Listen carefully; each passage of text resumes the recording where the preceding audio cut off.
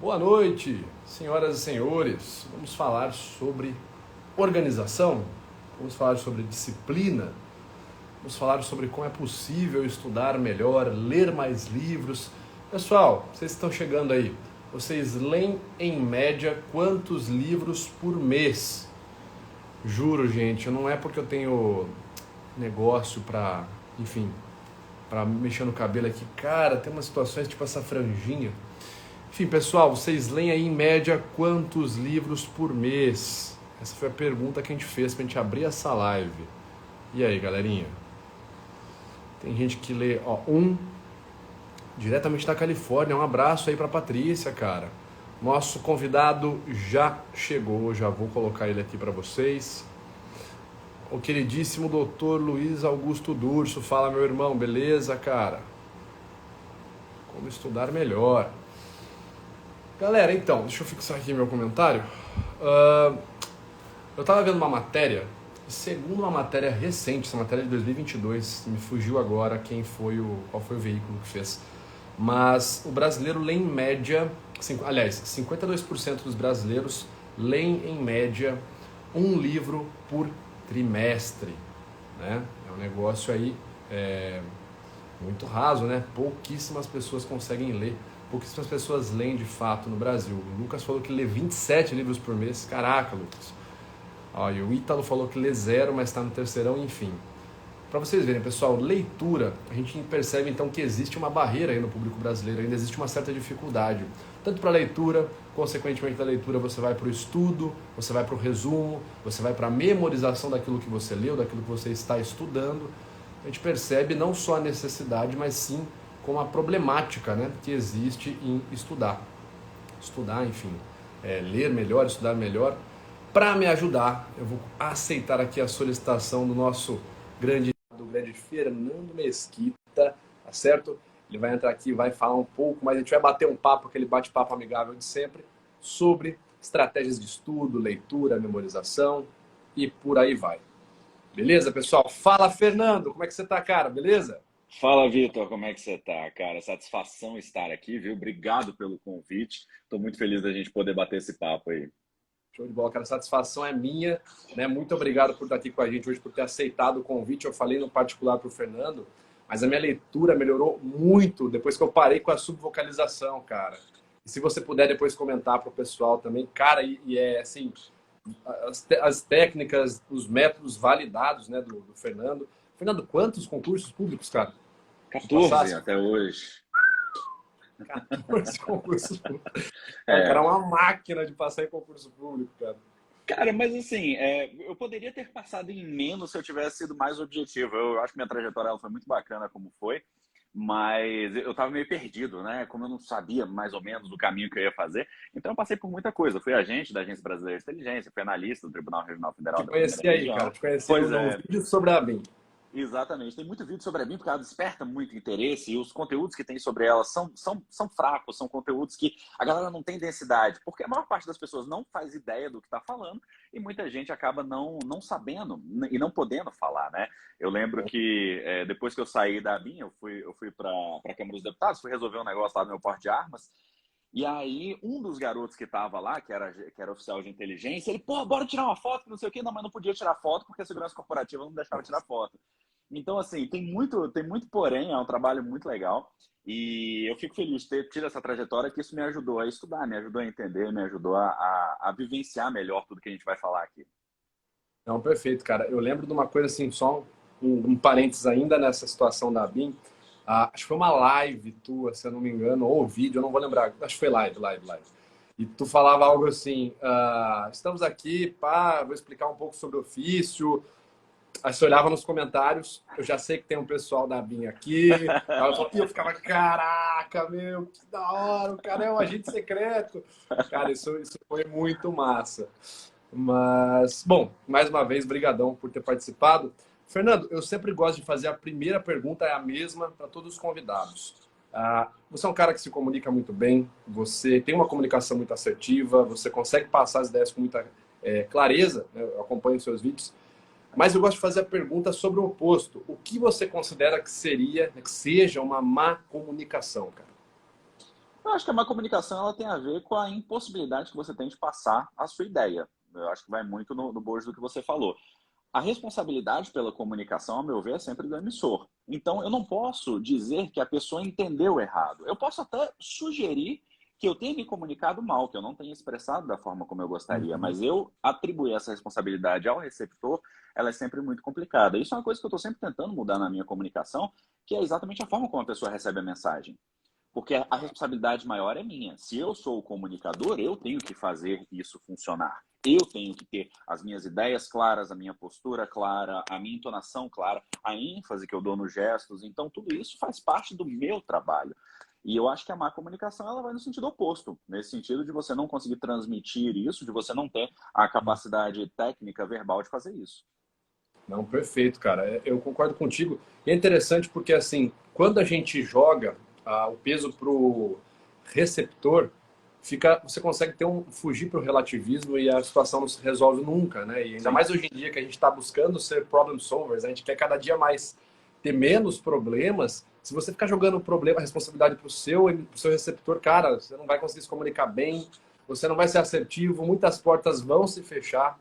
Eu sempre dou o exemplo da palavra você e eu, ou vocês e eu, que pode ser uma palavra no contexto da construção da frase, que ela cria uma certa divisão. Tem uma diferença grande de você virar para a pessoa e falar: cara, você errou naquele vídeo e eu acertei quando eu fiz. Existe uma diferença muito clara entre falar isso e falar: cara, acho que houve uma confusão, né? Em algum momento aí aconteceu uma coisa estranha. Então você, com certeza, né? O emissor ele tem um peso muito grande para a mensagem, para a forma que ela vai ser recebida. E para a gente poder ter uma boa comunicação, eu falo assim, para quem quer, por exemplo, hoje prestar o FACS. Tem alguém aqui hoje que quer prestar o exame FFT? Pessoal, responde aí nos comentários. O FACS Final Test ele é o exame que capacita alguém a trabalhar como perito facial hoje, né? Olha só. É assim, internacionalmente dizendo. E para a galera que vai prestar o FACS ou para quem quer estudar comunicação, livros de linguagem corporal, livros de retórica, de oratória, enfim. A gente sabe que demanda uma certa disciplina no estudo. Só, por exemplo, o FACS, você tem dois calhamaços gigantescos ali para ler, que são dois manuais. O primeiro é o manual, que é o conteúdo que vai ser cobrado na prova. Se eu não me engano, eu prestei em 2018, mas se eu não me engano tem 592 páginas em inglês, a descrição anatômica de partes do rosto, muita coisa assim, eu não sabia, eu tinha que pesquisar do lado, assim, deixar o Google aberto só para ver a anatomia da face. E o outro é o Investigator's Guide, que é um manual de 200 páginas de como prestar a prova. Então ele te ensina a prestar a prova. 200 páginas, né? E é um exame dificílimo, tal. A nota de corte é bem alta, acho que é acima de 75%, se não me engano, uma nota chata para atingir. E eu passei nesse exame de primeira, né? Com a idade que eu tinha na época até então. Hoje já tem pessoas que fizeram esse feito mais novos que eu, mas eu passei com 25 anos, até então eu era um brasileiro mais jovem a obter a certificação como perito facial. E eu pergunto, cara, porque me perguntaram na época, alunos me perguntam hoje, como que a gente faz para conseguir passar num exame muito difícil? Cara, como que você divide isso na cabeça? Eu tenho que passar num exame que ele me exige 800 páginas de leitura.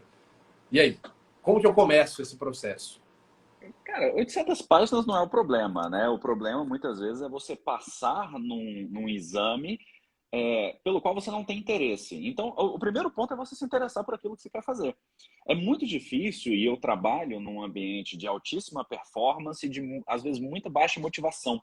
Quando a gente fala de concurso público, a gente está falando, por exemplo, de pessoas que vão estudar em 2, 3, 4 meses a quantidade de direito constitucional que se estuda em 2 ou 3 anos na faculdade. Então a gente tem que comprimir esse conteúdo de uma forma muito intensa. E uma das coisas que eu sempre falo, e isso é um pouco difícil quando a gente fala especificamente sobre concurso público, e eu já vou explicar por quê, é que as pessoas, às vezes, elas não têm toda aquela motivação para poder estudar direito constitucional. Elas não têm motivação para estudar contabilidade para serem agentes da Polícia Federal. Uhum. Só que o que você tem que fazer? O primeiro ponto é exatamente você despertar o interesse. Como você está falando de uma área que é uma área vocacional, de uma coisa que naturalmente as pessoas já vão querer fazer, então o seu interesse aumenta. Só que aí tem uma barreira logo no início, que eu não quero estudar isso daqui. Eu quero olhar para o rosto da pessoa e saber exatamente o que ela está expressando. Só Uhum. que o que as pessoas muitas vezes não entendem é que existe um caminho para um fim e que a vida de quem se destaca é uma vida de estudo permanente.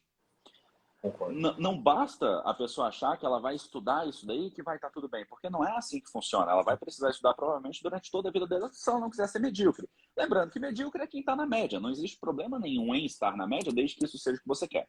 Voltando à sua pergunta original, o primeiro ponto é exatamente esse, é você ter interesse.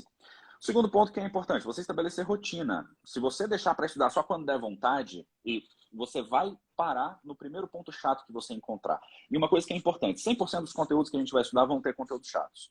Você pega aquilo que você legal. mais ama na vida estudar. Velho, vai ter aquele negócio que vai ser uma desgraça de você estudar. E você vai ter que passar por aquilo. Normalmente é aquilo que vai te derrubar. Uhum. Então, você estabeleceu uma rotina para você poder lidar com isso. Todos os dias eu vou estudar 20 minutos no horário X, no horário Y. O James Clear, ele fala sobre isso no livro Hábitos Atômicos, que é bem legal. Ele fala o seguinte, eu tenho que ter uma estrutura decisória. Se eu fui estudar e aconteceu alguma coisa, o que eu vou fazer? Se X, então Y. Se acontecer isso, o que eu vou fazer? Então, você começa a se preparar para eventualidades de impossibilidade do seu estudo. Eu viajo bastante. Se eu estiver viajando, como é que eu vou fazer para estudar? Se eu estiver com sono, como é que eu vou fazer para estudar? Então, são séries de mecanismos que você vai desenvolvendo para você poder lidar com isso. Então, primeiramente, você tem interesse. Segundo, você ter uma rotina para você lidar com isso. E terceiro, você começar aí sim a aplicar o aparato mais técnico. Eu venho falando sobre técnicas há alguns anos na internet, então a gente poderia assim falar eternamente sobre isso, que a gente ainda teria forma de fazer isso. Mas as sugestões principais que eu poderia dar para a galera. Primeira coisa, melhorar o seu nível de atenção. Um dos sinais de superdotação em criança é o nível de atenção dela. Quanto mais atenta é a criança, maior é a probabilidade de ela ser superdotada. E ser superdotada não é ter uma inteligência fabulosa para todos os aspectos, né? Você tem uma aptidão específica numa determinada área. Mas essa é uma das indicações, é a atenção. Eu fico muito preocupado quando as pessoas viram para mim e falam assim, Fernando, eu só consigo estudar com a televisão ligada. Mano, isso é um desespero. Porque o que acontece? A boa parte do nosso Mas cérebro... sério, tem gente que fala isso mesmo, cara? Cara, e isso acontece muito. Eu entro em desespero. Que Todas as isso, vezes. cara. Nossa, sem condição.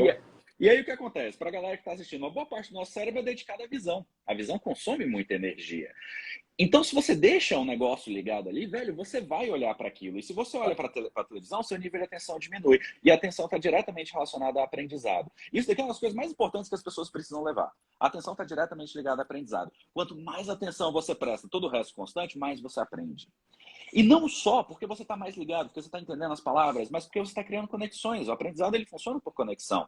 Eu associo isso que eu estou vendo com uma coisa que eu já sei. Por isso que a metáfora é tão importante. Bons professores fazem boas metáforas.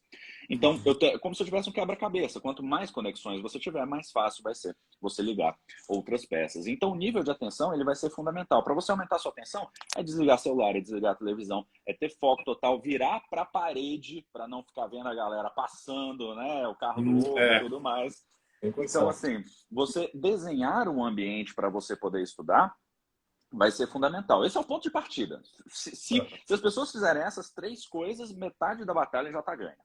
Para começar, então, esse é o começo, mas que já é um começo muito bem estruturado, e que se fizer só isso já está muito bacana, né? Muito avançado. É até bom que eu acho que minha esposa está assistindo, porque assim, eu gosto muito de ler ficção histórica. Só que quando chega em cena de batalha, ou a cena que antecede a batalha, eu sempre saio. Se eu consigo ler do lado dela, ela jantando, eu vou lendo ali o livro, né? Eu pego uns livros tipo o Bernard Cornwell, que é umas 500 páginas, então tem muita coisa parada no livro, né? Só que a hora que o negócio vai engrossar, a hora que vai começar a batalha, eu pego assim, peraí. E eu saio e ela fica pistola. Pô, mas por que você sai? Você não quer que eu fique perto? Eu falo, não, cara, porque eu não consigo me concentrar, eu não consigo ver a cena, entendeu? Tá vendo, amor? Não é, você tem a explicação do expert aí. E uma coisa que é importante, quando a gente está lendo, quando a gente está estudando, a gente de fato ativa o córtex visual. Então, quando você está vendo um livro de ficção, você imagina literalmente assim, você vê a cena na sua imaginação. E quanto mais estímulo você tiver, menor vai ser esse impacto. E menor vai ser a atenção. Porque a gente acaba distraindo. Quebras de atenção geram atenção residual. E aí você tem mais dificuldade para voltar àquilo que você estava fazendo. Então você está certo, tá? Com a devida vênia, a esposa, é isso mesmo. Maravilha. Ô, Fernando, e uma coisa que eu acho que assim, pessoas como eu que chegaram até você por conta da necessidade de leitura, de aprimorar a leitura, dentre várias outras coisas, né, que eu aprendi no seu canal, a galera pergunta muito, como que eu faço? Porque assim, eu voltei com um projeto que eu fazia, a última vez que eu fiz foi em 2020, que todo mês eu posto nos stories os livros que eu li no mês e posto um resuminho, assim, em um stories, é uma coisa muito rápida, né? E o pessoal me pergunta, né, cara, mas como que você lê 4 livros por mês, né? A maioria dos livros que eu leio, chega, às vezes fica meio que igualado, né? Mas eu leio, por exemplo, 2 livros em impressão, às vezes eu acabo lendo um em Kindle, um impresso e 2 eu leio em audiolivro. Geralmente é a hora que eu estou fazendo bicicleta, a hora que eu estou caminhando no campinho aqui, que é uma função motora, eu estou usando minha atenção motora, minha memória motora, não estou prestando atenção em nada em volta, então eu consigo ouvir o livro. Mas, cara, para quem chega hoje para você e fala, Fernando, eu gostaria de ler mais, gostaria de ler de repente mais rápido, o que você falaria para essa pessoa? Eu diria primeiro para ela te copiar, para ela fazer o que você faz, Tá. porque isso que você faz é exatamente o que precisa ser feito. Você está fazendo duas coisas importantes. A primeira delas, você está otimizando o tempo. Muita gente tem preconceito com audiolivro. Muita gente tem Eu não preconceito com sabia, audiolivro, cara. Eu leio porque tem um bom acha que é um tempo aí livro. já, cara. As pessoas que ouvem acham que não é livro. As pessoas confundem o fato de você ouvir com esse conteúdo ser entretenimento. E não é. Se você Uhum. está lendo, você está lendo. O suporte ele é irrelevante. Se você está lendo num dispositivo eletrônico, é claro que as pesquisas mostram que existe uma queda de retenção quando você faz isso, por conta da paginação, por conta da iluminação. Mas se você está lendo um dispositivo eletrônico, se você está lendo um livro impresso, ou se você está ouvindo, o que importa é o conteúdo. Então, as pessoas entenderem que esse preconceito contra o suporte é uma coisa que te atrasa, já é um primeiro ponto. Você otimizar o tempo é fundamental. A maior parte de nós tem deslocamento, não tanto na época da pandemia, mas a maior parte de nós tem deslocamento para o trabalho. Tem gente que passa 1, 2, 3 horas em deslocamento diário. Se essa pessoa colocasse um áudio e lesse, né, a gente está colocando entre aspas, mas é leitura de fato, e lesse esse material ao longo do dia, ela leria 2, 3 livros só aí. Pronto. Ela já está lendo 3 livros por mês só aí. Cara, E esse aproveitamento do tempo é fundamental. Voltamos àquilo que falamos sobre rotina. Se você não estabelecer a rotina, você não vai conseguir ler. Só que para você estabelecer a rotina, você tem que ler alguma coisa que você goste. Você estava citando a pesquisa que falava sobre a quantidade de leitura do brasileiro. Eu acho essa pesquisa hiperdimensionada, porque se você for avaliar círculos fora dos nichos que estão associados à educação e leitura, você vai ver que a leitura é praticamente zero. E muita gente que é gente culta, que é gente aparentemente instruída, não lê. Então, o primeiro ponto que eu queria deixar de mensagem para as pessoas é o seguinte: a partir do momento que você lê, a sua vida se transforma completamente. Porque 100% das respostas que você está buscando estão em livros. 100%. Relacionamento, finanças, trabalho, tudo que você imaginar, tem algum livro que vai ter a resposta exata para você. E aí, você só vai entender o impacto disso a primeira vez que você lê e você fala, caceta, tá aqui o que eu precisava. real. Você vai tomar uma porrada, você vai falar, porra, cara, o que eu perdi na minha vida? Você vai entrar numa crise existencial, mas você vai entender, e antes tarde do que mais tarde. Eu gosto muito dessa frase. Sim, sim, sim, sim. Então, assim, tem muita gente que está se forçando a, não, beleza, eu vou começar a ler, o que eu vou fazer? Eu vou pegar Machado de Assis. Cara, para quem não, Machado de Assis é maravilhoso, mas para quem nunca leu, não faz sentido você pegar um livro do Machado de Assis, que é uma leitura densa, que é uma leitura cheia de referências, cheia de sutilezas. Pega um livro que resolve um problema seu. Minha sugestão, pega um livro que resolve um problema seu. Se você quer ler um livro de ficção, leia um livro de ficção. Pega aquele livro mais legal. Cara, você quer ler Crepúsculo. Ah, as pessoas vão dizer que é um livro infantil. Leia. Porque qualquer coisa que você lê já vai ser um passo na direção certa. Eu gosto muito de livro técnico, que é o livro oposto à ficção. Por quê? Porque eles sempre me ensinam alguma coisa. E eu gosto de aprender, eu gosto de sempre me desenvolver, eu gosto de ter novas ferramentas. E essas ferramentas, elas me ajudaram profissionalmente. Então, você começar tendo uma rotina, você começar lendo aquilo que te interessa e você começar aplicando isso vai ser importante. A questão da aplicação volta, inclusive, no teste que você tinha citado. Quando você lê alguma coisa que é imediatamente aplicável na vida real, e eu adquiri recentemente seu curso de análise de linguagem corporal, já deixo os parabéns aqui, um curso muito Pô, eu bacana. agradeço e já falo que você fez uma ótima aquisição. Fiz mesmo, recomendo a Dessa todos que parte, o estão rapaz aí. lá é bom. Exatamente. Recomendo para todo mundo, é um livro muito legal, um tema que me interessa muito. E o que eu fiz? Eu apliquei no curso que eu sempre faço. Então eu assisti uma aula, 2 aulas, 3 aulas. Eu falava, beleza, eu tenho uma quantidade de coisa aqui para aplicar. Eu fazia o quê? Eu ia assistir televisão, eu ia para a rua, eu ia olhar as pessoas para ver o que estava acontecendo. Como Legal. que o rosto das pessoas mudava, apesar de você não falar de microexpressões faciais, mas como Aham, eu aham. acompanho muito seu perfil, eu estava avaliando isso. Postura corporal, microexpressões. Eu adoro os testes que Não. você coloca nos stories, eu respondo todos. Ah, Então, essas pequenas coisas de você colocar em prática aquilo que você vê é uma forma de você aprender.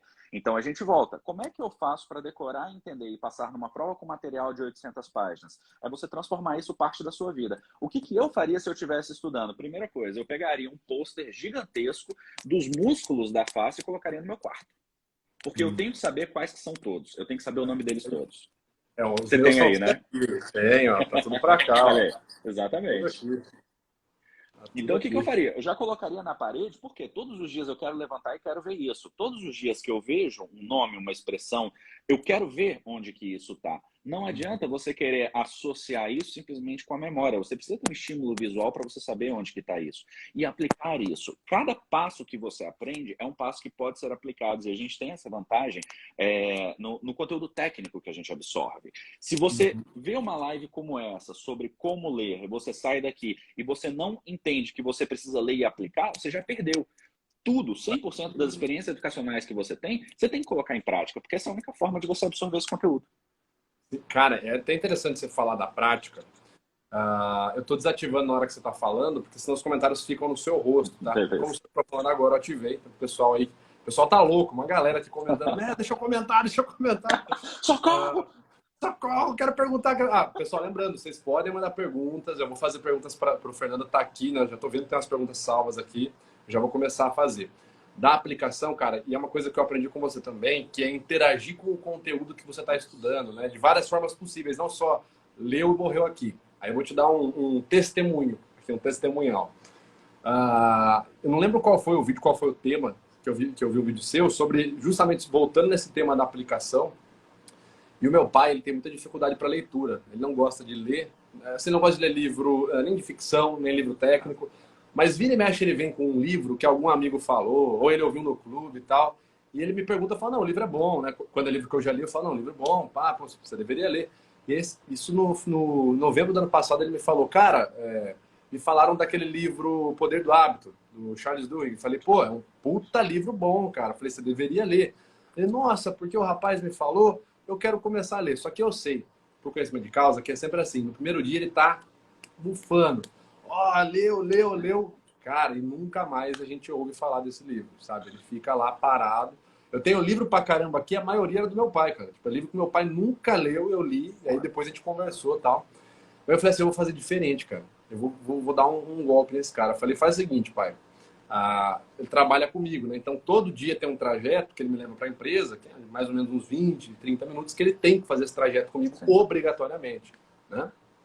Eu falei, você lê quantas páginas você aguentar por dia, e todo dia de manhã, na hora que você for me levar para a empresa, você vai me falar o que você leu. Boa. Falou, tá. Eu falei, não, cara, vai lendo aí e tal. Então eu criei esse compromisso com ele. E a gente ia no caminho, ele ia me explicando, não, porque tem o pensamento, estou confundindo o livro do Daniel Kahneman, o pensamento sistema fechado. Isso. Mas eu fui falando, a formação de gatilhos, a formação do hábito, como formar o hábito. Foi falando, e eu não cortava ele. Falava, não, vai falando você, cara, vai me dando uma aula. Aí foi lendo, leu o livro inteiro, falou, pô, agora eu preciso começar a aplicar. Eu falei, aplicar? Começar? Aí, meu, o que você acha que você fez esse último mês inteiro, que você todo dia me relatava? Eu falei, você estava aplicando, cara.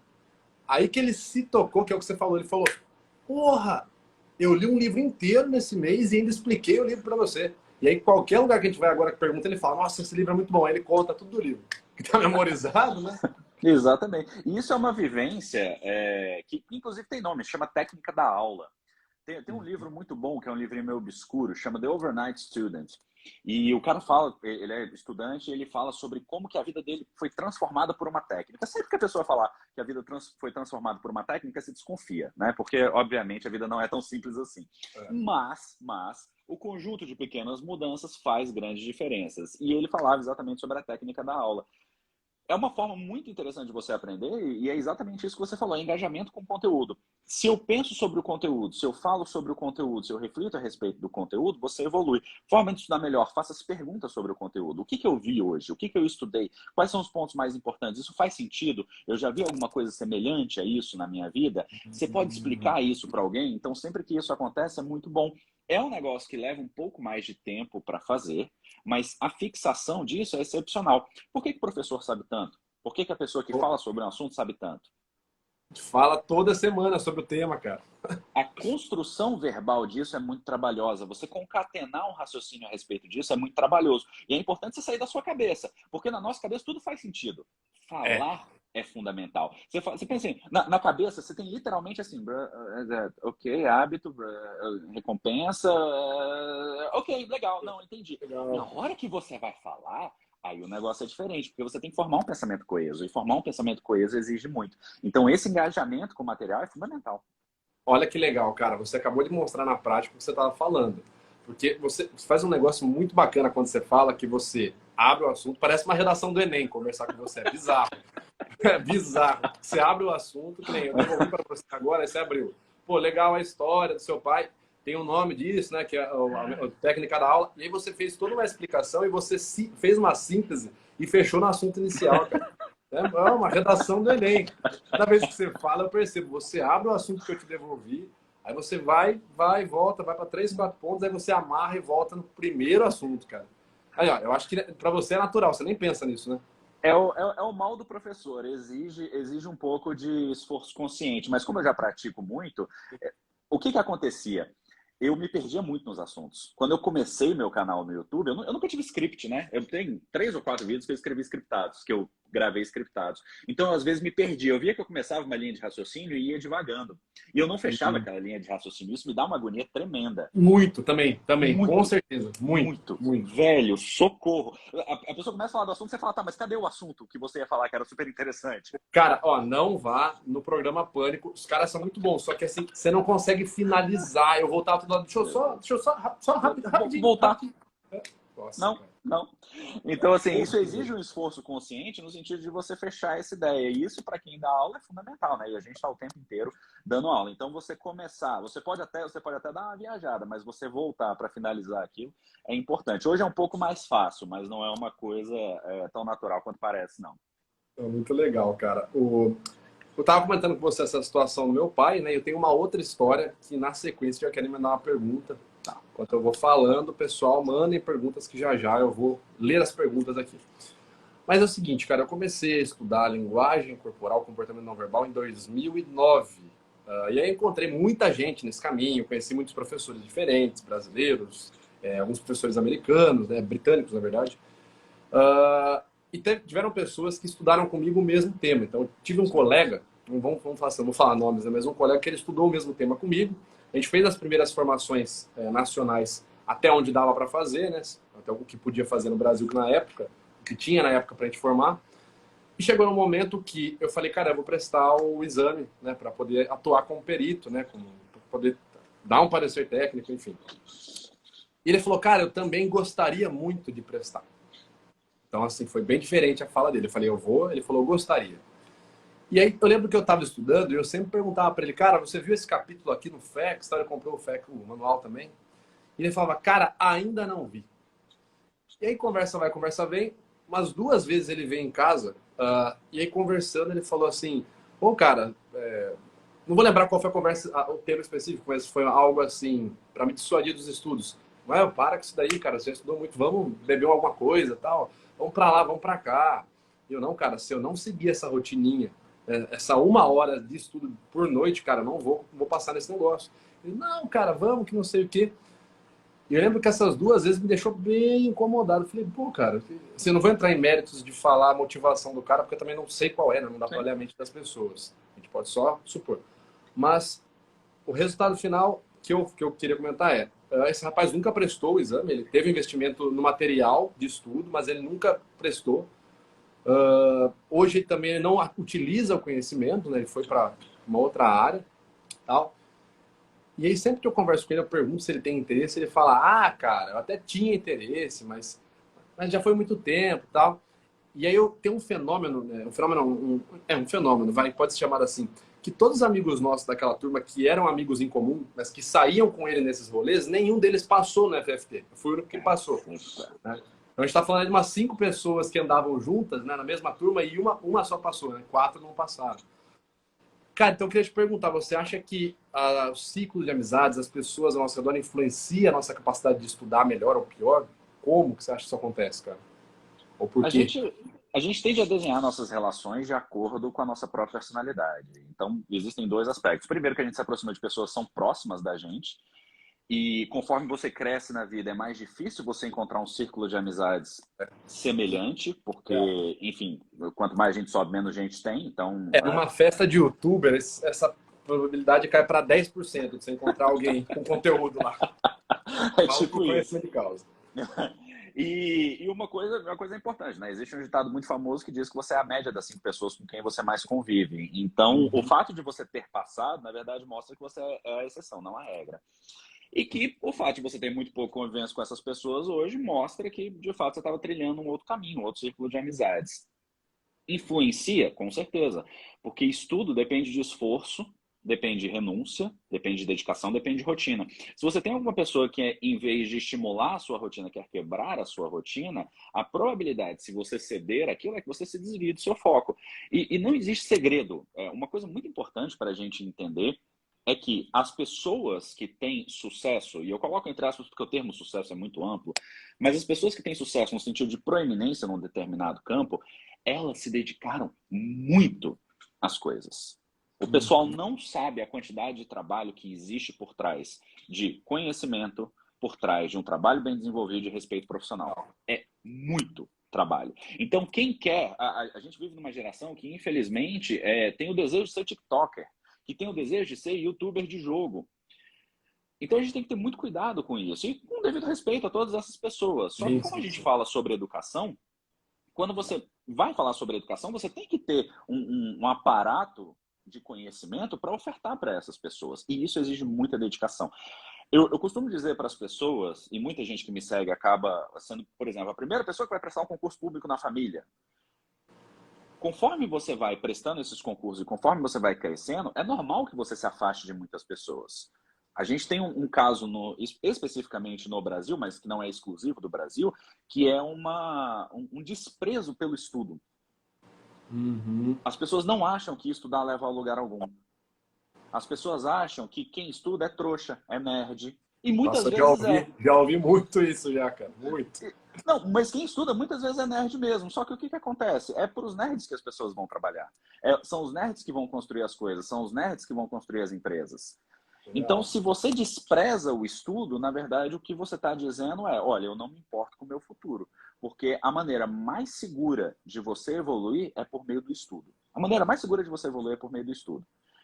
Então, influencia demais. E aí a gente tem duas vertentes. Uma delas é manter uma amizade que não é relacionada à pessoa que você gostaria de ser, porque você gosta daquela pessoa, mas entendendo o impacto que ela tem. Ou dois, se afastar dessas pessoas. E normalmente o que acontece é que a gente acaba se afastando. Não porque a gente vai embora, mas porque elas vão embora. O que acontece é que elas dão aquela tentativa de puxar. Não conscientemente, elas não querem atrasar a gente, mas elas falam, não, porra, vem cá, bora pro churrasco, bora beber, bora fazer isso, bora fazer aquilo. E na hora que você começa a subir, a pessoa fala, porra, ficou metido. Não, só quer saber de estudar agora. Aí é foda. Então influencia muito. A pessoa que quer crescer, ela precisa ter muito cuidado com duas coisas, o ambiente e as relações dela. O ambiente influencia demais. E eu digo o ambiente físico, o ambiente social. E as relações influenciam muito, com certeza. Sim. Cara, é até bacana você mencionar o ambiente, porque uma das coisas que eu prezo muito quando eu vou estudar, enfim, quando eu vou ler alguma coisa que eu quero ter uma certa atenção, é exatamente como que está a disposição do ambiente ao meu redor para me gerar menos estímulos, né? Eu quero evitar distrações, né? Então, por exemplo, chega ao ponto, a minha esposa ela fica louca, ela fala, meu, por que você vira o celular para baixo? Eu falo, não, porque eu não quero nem ver a tela. Não quero nem ver se piscar uma mensagem. Porque, assim, eu tiro o som da notificação e as minhas redes sociais não têm notificação. Assim, meu Instagram... Peço até desculpa, às vezes eu perco uns elogios muito bacanas que o pessoal coloca em vídeo. Tipo assim, cara, outro dia eu entrei... eu não lembro qual foi o vídeo. Foi o vídeo do... Acho que foi do Homem-Aranha, que fiz o vídeo do Homem-Aranha. Analisando os atores do Homem-Aranha. Cara, o dublador do Homem-Aranha tinha comentado no vídeo meses, e eu não tinha visto, porque eu não vejo notificação, cara. Não vejo, cara. Não vejo notificação. Então eu prezo muito pelo design do ambiente, né? E eu já vi uma galera falar que, não é assim, se você tiver força de vontade mesmo, você consegue. Cara, qual que é a sua visão sobre isso? Tipo, o mínimo de estímulo possível ou você acha que a força de vontade dá conta? Quanto menos você puder contar com força de vontade, melhor. Legal, essa frase é boa, hein? E existem várias pesquisas nesse sentido, tá? Você pega uma pessoa que desenvolve alguma atividade extenuante, por exemplo, ela vai fazer cálculo matemático durante 1 hora, e aí você coloca ela numa mesa que tem duas opções, um doce supercalórico ou uma fruta. As pessoas vão para o doce supercalórico mesmo sabendo que isso não deveria acontecer. Então essas pesquisas elas são muito comuns e elas mostram para a gente a importância de você não se submeter à tentação. Esse design ambiental, esse design da sua vida, ele é extremamente importante. Se você quer parar de comer besteira, você não pode ter besteira em casa. Se você quer estudar, você tem que criar um ambiente que melhore o seu estudo. E muitas pessoas, às vezes, vão estudar e o único lugar que elas têm para estudar é uma mesinha de plástico no canto da sala, porque é a única coisa que tem. Então, o que você vai fazer? Você vai ter que fazer o que você puder. Você pega um abafador, coloca um fone com música clássica, vira para a parede. Sempre tem alguma coisa que você possa fazer, por mais que isso esteja aquém do ideal. A gente nunca vai atingir o ideal, nosso ideal é sempre um referencial móvel. E eu acho que é extremamente importante a gente falar sobre isso, porque, especialmente a questão do celular. O celular hoje é onipresente. Então, o celular hoje ele virou uma extensão do nosso corpo. Ele está sempre ligado ou sempre muito próximo a gente. Só que, novamente, a gente tem pesquisas que mostram que o simples fato de você, e eu acho muito prudente o que você falou, de você ouvir a notificação, de você ouvir o celular vibrando, já quebra a sua atenção. E aí, qual que é o problema? Você sabe que ali provavelmente você vai ter uma injeção de dopamina. Você vai ver alguma coisa, você vai ver uma curtida na sua rede social, você vai ver alguém querendo a sua atenção, te elogiando, pedindo alguma coisa. Sai fora. Aí você não tem como, e isso vicia. A gente tem hoje, talvez, as pessoas mais brilhantes da área de tecnologia querendo descobrir como é que elas fazem você clicar em botões. Então, você pode usar isso a seu favor, ou você pode tentar sempre contar com a força de vontade. Eu não acredito em força de vontade, e eu acho que você pensar em termos de formação de hábito é fundamental, e você pensar em termos de desenho do seu ambiente é indispensável para qualquer pessoa que quer evoluir. Porque se todos os dias você tiver que decidir fazer as coisas, você já perdeu. Putz, cara, isso é muito real. Você tem que ter a rotina saudável no automático. É até uma pergunta que mandaram aqui pra gente. Eu tava até vendo aqui, ó. Como estudar quando não tenho motivação? É a pergunta. Você acabou de falar que você não é o cara de contar com a força de vontade. Acho que aí entraria, né, respondendo a pergunta da nossa convidada, nossa escrita aqui, entraria o hábito, né, cara, a rotina. Porque se você precisar, essa frase é muito bacana, cara, se você precisar contar com a força de vontade, ou se você precisar escolher, você já perdeu. Realmente, cara. Não existe motivação, especialmente para você estudar coisas que você não gosta. E a gente volta àquele ponto que a gente falou. Mesmo dentro de uma disciplina que você aprecia, vão ter pontos que você não gosta. E você vai ter que vencer esses pontos se você quiser superar essa disciplina, se tornar referência, desejos que muitos de nós têm. A motivação ela não é a resposta. As pessoas dizem, eu não me sinto motivado, mas a gente nem sempre se sente motivado a ir para o trabalho, e mesmo assim a gente vai.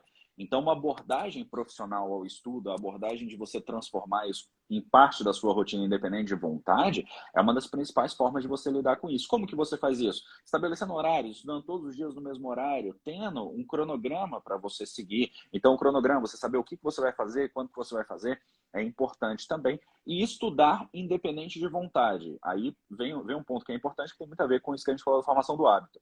Se você se programou para estudar 2, 3, 4 horas no dia e você sente que você não vai conseguir, estude qualquer coisa. Porque tem gente que fala assim, hoje eu não tô com vontade de estudar, então não vou estudar nada. Não, estuda 15 minutos que seja. Porque o próprio fato de você performar aquela atividade uma vez já reforça a criação do hábito. É bacana você falou assim, né, sobre a gente vai estudar numa situação e a gente não tá com vontade, ou sempre tem jeito, tem alguma coisa que a gente pode fazer para dar conta do estudo. Eu lembro, meu pai até filmou isso, eu lembro que quando eu estava, na época que eu estava estudando para prestar o FFT, lembrando, pessoal, vocês podem mandar as perguntas agora que eu já estou lendo as perguntas, tá? Retomando aqui, quando eu estava estudando, eu estudava no período de noite, depois do trabalho, eu tinha muito sono, cara, nossa, muito sono, depois do jantar. E aí eu falei, cara, o que eu vou fazer? Porque aí eu sentar com esse manual na mão, com o caderno na frente, cara, a hora que eu vejo, eu já tô aqui, ó, pescando. O que eu comecei a fazer, cara? Eu falei, não, eu vou ler a versão digital, né? Que aí me obriga a olhar pra tela.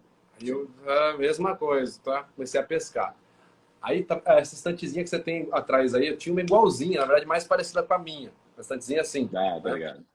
O que eu comecei a fazer? Eu passei o manual, a versão digital, pro meu notebook, Coloquei o notebook na estante e estudava de pé, cara. Ficava o caderno do lado. Cara, foi sem brincadeira.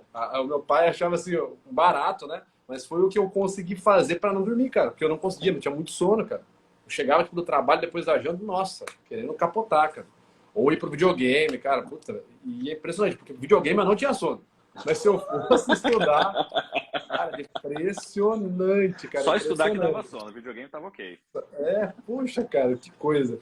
Mas foi assim, já consegui fazer. E claro que eu não fiz isso o período inteiro. Eu fiz isso ali nos Sim. primeiros 5, 6 dias. Aí o cérebro entendeu que eu ia fazer isso todo dia, ele cedeu, aí eu passei a estudar sentado. Mas isso aconteceu, cara. Bem, bem interessante. Ah, deixa eu olhar uma pergunta aqui. Quem tem ansiedade e por isso tem falta de concentração, como estudar? A ansiedade é um problema que vai ser tratado principalmente por meio de terapia, é a principal ferramenta que a gente vai ter, então procurar um psicólogo para lidar com isso é importante, mas tem elementos que são reconhecidamente eficazes contra a ansiedade. Questões como, por exemplo, rotina. Você tomar sol todos os dias, banho frio está associado à redução da ansiedade, atividade Uhum, física sim. está associada à redução da ansiedade e alimentação. O que eu fui percebendo ao longo dos anos é que a maior parte dos problemas a gente resolve com coisas muito simples. Se você tiver rotina, atividade física, alimentação adequada, a maior parte dos seus problemas já acabou. Aí tudo que você vai trabalhar é praticamente residual. E essas coisas vão te ajudar também a conquistar os objetivos que estão te causando ansiedade. Por que muita gente acaba ficando ansiosa? Porque não está fazendo aquilo que gostaria da vida, ou não tem uma forma de encontrar aquilo que gostaria da vida. Eu vi recentemente um trechinho de uma entrevista com o Jeff Bezos, e ele falava que a ansiedade, que essa angústia que a gente sente profissionalmente, é porque a gente sente que a gente poderia estar fazendo algo melhor. A gente não está ocupando o nosso tempo da melhor forma possível. E é claro que não existe resposta absoluta para a ansiedade, seria simplista dizer que sim, Sim, sim. mas eu acho que tem muitas coisas que a gente pode pensar para reduzir aquela ansiedade. Não aquela ansiedade clínica incontrolável que só vai ser trabalhada com profissional e remédio, mas a ansiedade do cotidiano, às vezes, eu concordo com ele que às vezes é uma vontade que você tem de se mover naquela direção que você deseja.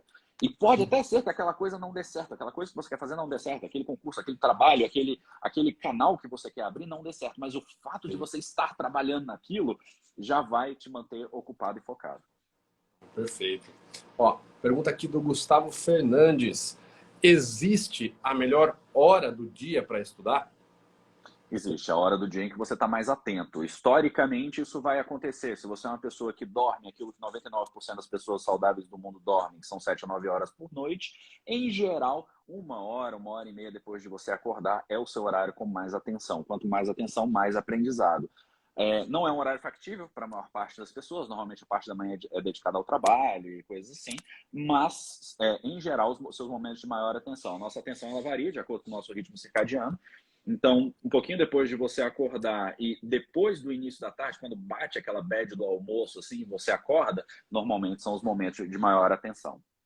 Legal. E acordar às 4h59 da manhã é a forma de sucesso aí? Não, cara, não é não. A gente, assim, para algumas pessoas isso funciona em termos de produtividade, só que acordar às 4h30 da manhã não significa dormir à meia-noite e acordar às 4h30 da manhã. Quem acorda às 4h30 da manhã tem que dormir às 8, às 9. E Com aí, se você certeza. conseguir fazer isso, legal, porque você organiza o seu dia de uma maneira diferente. É ruim ainda, porque a gente tem muita produção hormonal durante a madrugada, e isso é importante para manter o balanço do corpo. Mas, se é uma questão temporária, é uma questão de rotina, às vezes você alterar tanto seu horário de acordar quanto seu horário de dormir ajuda. Não, perfeito. Ó, lembrando, pessoal que está aqui, que vocês estão vendo aqui o que o Fernando está falando, estão ficando maravilhados, vocês podem e devem seguir ele, e é muito fácil. Tá vendo aqui no canto superior esquerdo da tela de vocês, tem uma setinha para baixo.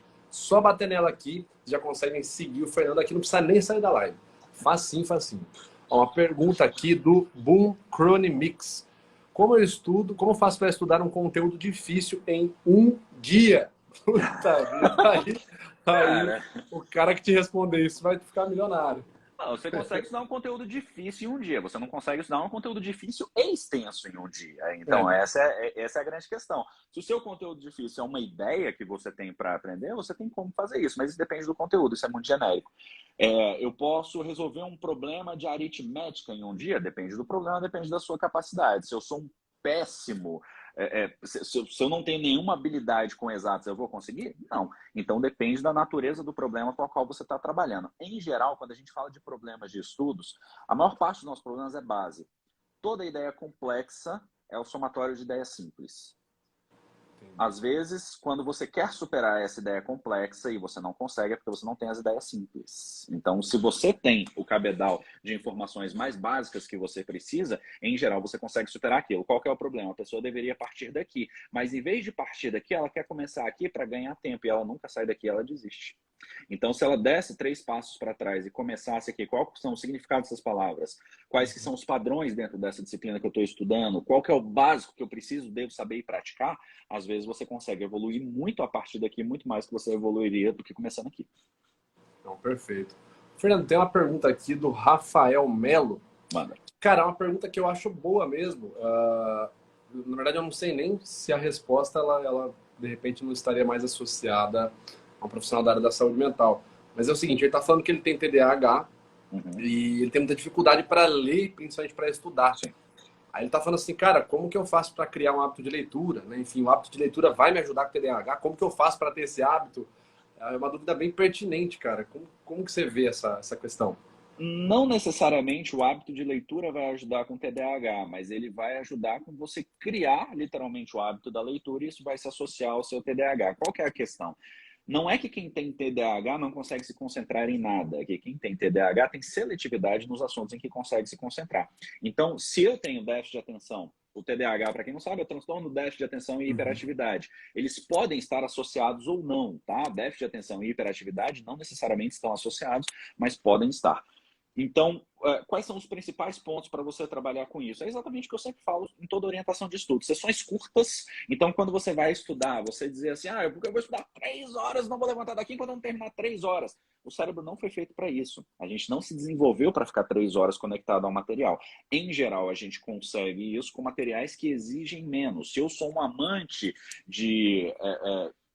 sei lá, química, eu consigo ler 3 horas durante química? Consigo, passei 10, 15 anos estudando isso. Então, para mim, exige muito pouca energia. Mas se você está estudando no sentido de você prestar uma prova, um assunto novo, sessões de 15, 20, 25 minutos no máximo são indicado para você poder fazer. Aí depois você tira o intervalinho e volta, não tem problema. Você pode fazer N sessões no dia, mas o fato de você fazer um intervalinho vai ajudar. E para quem tem TDAH, essa informação é especialmente importante, de você reduzir a sua sessão de estudos e de você encontrar formas de aumentar o seu engajamento. Então, a técnica da aula que a gente falou, você verbalizar esse conteúdo, você criar material, que inclusive é uma das coisas importantes para você estudar melhor. O fato de você ter TDAH faz o quê? Você se conectar menos com o material que você está consumindo. Então, o que você faz? Você produz o material, você lê e você produz. Isso chama estudo ativo. O estudo ativo...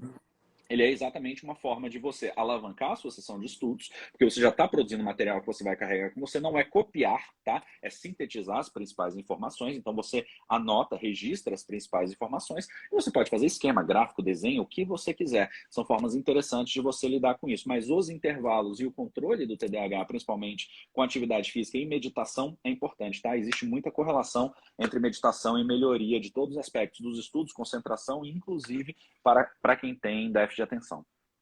Nossa, legal demais. Cara, o nosso prazo aqui já tá dando 50 minutinhos de live, pessoal. Eu queria primeiro, cara, perguntar para quem tá maravilhado aqui, quer estudar melhor, quer ler mais rápido, melhor, igual eu, né? Um dia estive. Como que o pessoal te encontra, cara? Fora o Instagram aqui, YouTube, como que tá as suas redes sociais aí? O YouTube tá meio parado, mas devo retomar.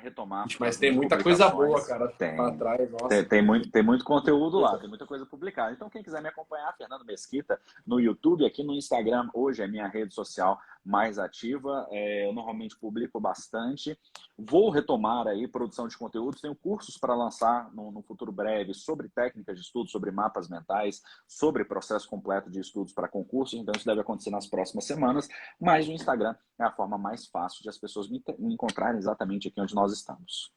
Perfeito. Fernando, então, cara, eu queria primeiramente te agradecer mais uma vez por ter participado. Foi uma live... Cara, eu vejo que a live foi top. Quando eu olho, eu falo, caraca, tá? Já tem que encerrar já. Então, esse é o meu controle para saber que a live foi fera. Foi muito bom.